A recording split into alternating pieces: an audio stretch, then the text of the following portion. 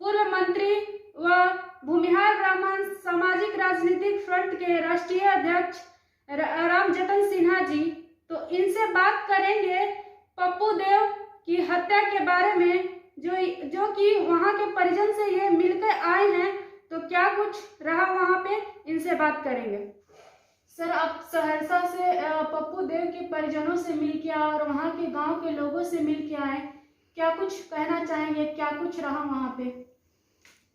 जैसा कि आपने चर्चा की, कल हम अपने तमाम साथियों के साथ, जिसमें रजनीश कुमार पूर्व विधायक थे, डॉक्टर अरुण कुमार पूर्व सांसद, अनिल कुमार पूर्व विधायक, नवल किशोर शाही पूर्व विधायक, अजय कुमार सिंह टुन्नू, कौशलेंद्र नारायण पत्रकार और नेशनल फर्स्ट डेमोक्रेटिक पार्टी के अध्यक्ष सहित 1.5 दर्जन के लोग थे।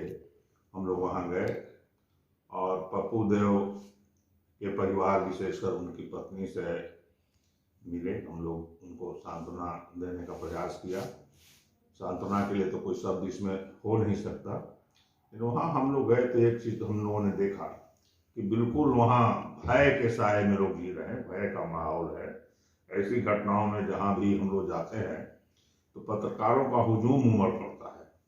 कोई भी एक भी पत्रकार या कोई इलेक्ट्रॉनिक मीडिया का आदमी वहाँ नहीं आया। और 1-2 लोगों ने फ़ोन पर बात की कि सर हम लोग आना चाहते थे, लेकिन हम लोग पर काफ़ी दबाव है, और हम लोग वही न्यूज़ भेजते हैं जो प्रशासन अप्रूव करता है। प्रशासन ने एक आदमी डिप्यूट रखा है, कृष्णकांत कुमार, वो न्यूज़ को देखता है, उसके बाद ही हम लोग भेजते हैं। तो इससे बहुत कुछ पिक्चर वहाँ का साफ हो जाता है कि सहरसा में बिल्कुल प्रशासन का आतंक है।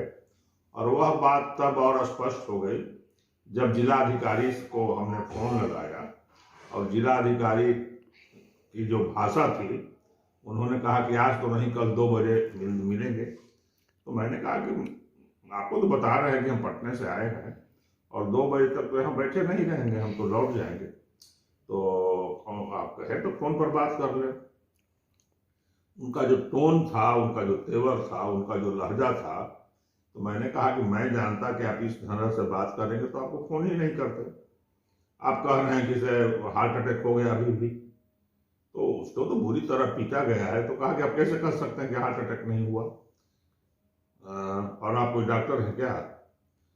तो हमने कहा कि उसके शरीर पर सैकड़ों निशान है।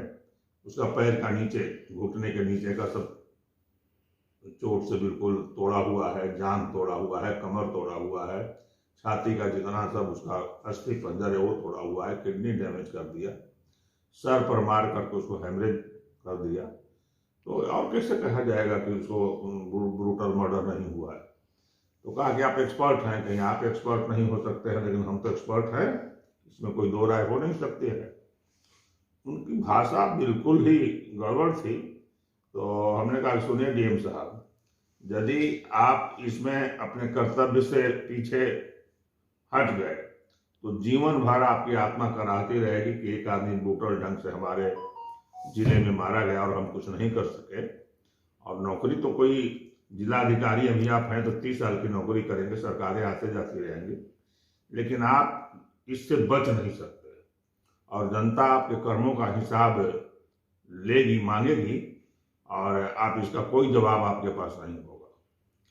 ये सब बातें हुई तो लगा कि जब हमारे जैसे लोगों के साथ एक सामाजिक राजनीतिक जीवन में, हम बिहार में कुछ लोग ही एक इक्के दुक्के का 2 व्यक्ति भले सीनियर हों, शायद कोई भी नहीं सीनियर हो, हमारे समकक्ष लालू प्रसाद यादव होंगे, तो ये आम लोगों के साथ कैसे व्यवहार करते होंगे?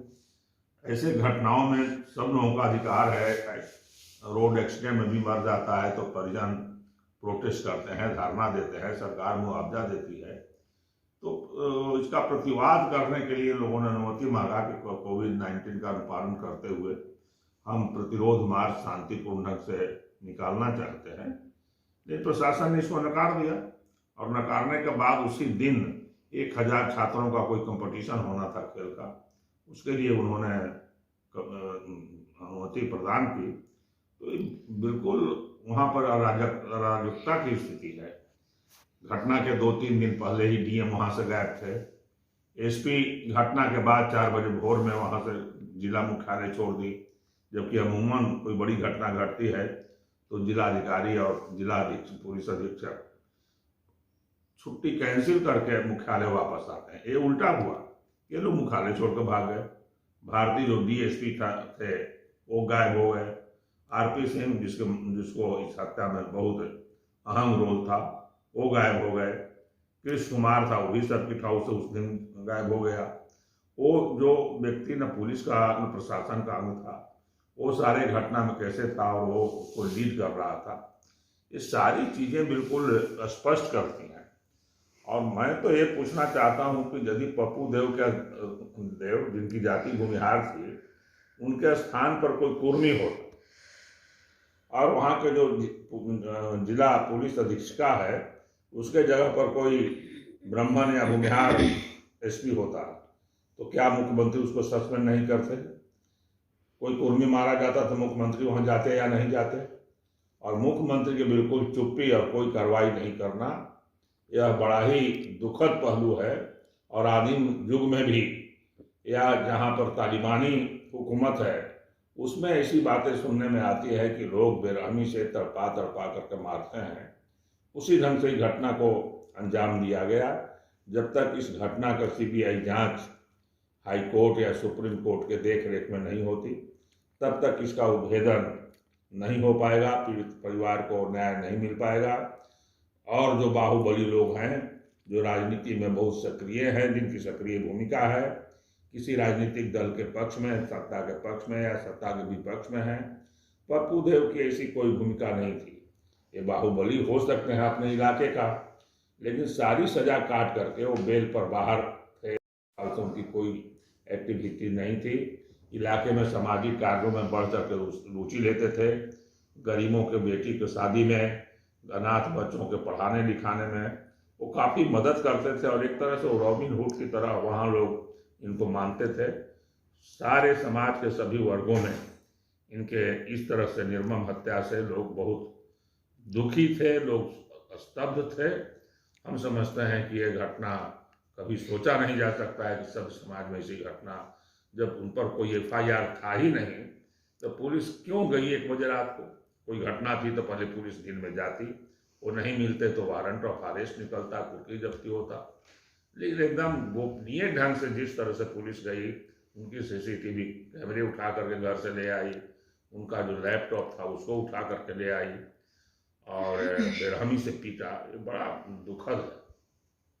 सर, जैसा कि आपने कहा कि अगर किसी और जाति के लोग होते, कुर्मी होते या फिर किसी और जाति के लोग होते तो वहाँ पे मुख्यमंत्री जाते, लेकिन ये भूमिहार जाति से आते हैं तो कोई वहाँ पे पूछने तक नहीं गया कि कैसे हुआ। उनके परिजन को सांत्वना देने के लिए भी नहीं है। तो क्या मतलब भूमिहार जाति से आप क्या कहना चाहते हैं? ऐसा लगता है कि किसी भी व्यक्ति को सजा देने का, दंड देने का जो पैमाना है और जो तरीका है, ऐसा लगता है कि यह सरकार इसका निर्धारण भी जाति को देख करके करती है। एक से एक कई ऐसी घटनाएं हुई। राजू सिंह की हत्या हुई, आज तक हत्यारे का कोई पता नहीं चला। अब पप्पू देव की हत्या हो गई, इस बीच में मुंगेर में हत्या हुई। तो कई ऐसी जगहों पर लगातार हत्याएं हो रही हैं और जातीय आधार पर एक जाति विशेष को, भूमिहार जाति को जिस तरह से सरकार टारगेट कर रही है, ये बड़ा दुखद है। एक था कि ऐसा भी था एक समय जब यह समाज निष्ठुर, निर्भय, न तनिक प्रेम दर्शाता था, उल्टे 20 व्यंग बाण बरसाता था। तो नीतीश कुमार की वही स्थिति थी। लालू प्रसाद के जमाने में जब इनके साथ कोई नहीं था तो भूमिहारों ने बारा, सेनारी, चौरम, अकबरपुर, बढ़ेता सहित 2 दर्जन नरसंहारों का दंश झेल करके, अपने प्राणों की आहुति देकर, खून का बलिदान दे करके इनको सत्ता में बिठाया। और उसी समाज के प्रति इनका ऐसा रवैया, पता नहीं ये कौन सी राजनीति कर रहे हैं। आज न कल इसके लिए इनको प्रायश्चित करना होगा, पछताना होगा।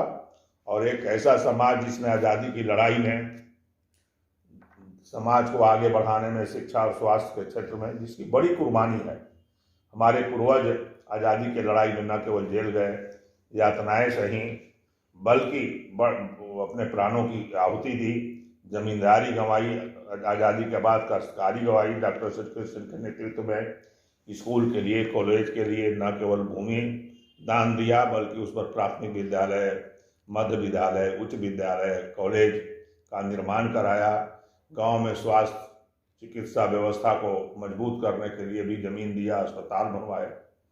तो और राजनीति में भी एक लंबे समय तक काफ़ी दखल था। आज यह समाज सरकार की नीतियों के चलते बिल्कुल अलग थलग पड़ा है। निर्णय की प्रक्रिया में, सत्ता के संचालन में, सत्ता में भागीदारी में इसकी कहीं कोई भूमिका नहीं है।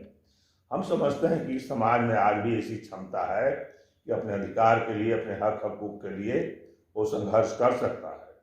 और हम लोग का प्रयास होगा कि अलग अलग जो लोग बचे हुए, हम तमाम लोगों से यह अपील करना चाहते हैं कि आएँ और छोटे छोटे अहम को, छोटे छोटे स्वार्थ को छोड़ करके और समाज हित में एकजुट हों और अपने हक हकूक की लड़ाई लड़ें। सर, पप्पू देव की मौत को लेकर आगे का आप लोग का क्या तैयारी है सर? अभी तो उनके परिवार से हम लोग मिल करके आए हैं और हम समझते हैं कि 29 तारीख को उनका अंतिम श्राद्ध कर्म है। उसके बाद पुनः एक बार उनकी पत्नी से हम लोग बात करेंगे और बात करके आगे का रणनीति तय करेंगे। ऐसे अपनी ओर से हम लोग सामाजिक और राजनीतिक स्तर पर इस लड़ाई को जारी रखेंगे। जैसा कि आप देखिए, हम बात किए रामजतन सिन्हा जी से और इन्होंने बताया कि पप्पू देव की परिजन से मिलने के बाद किस तरह से वहां के लोगों से पता लगा कि वहां पे प्रशासन का दबदबा है और यहां तक कि मीडिया कर्मी को आने का परमिशन नहीं दिया गया और लोगों के बीच एक तरह का दहशत है प्रशासन का। और एक सरकार जो है इस पे जातीयता का राजनीति कर रही है। एक जाति को जातीयता के भावना से देखा जा रहा है। अगर किसी और, इन्होंने कहा कि अगर कोई और जाति होती तो मुख्यमंत्री वहां पे पहुंच के संतावना देते, लेकिन पप्पू देव भूमिहार समाज से आते थे, इसलिए उन्हें कोई पूछने तक नहीं गया। कैमरा के पीछे पुष्पा, धन्यवाद।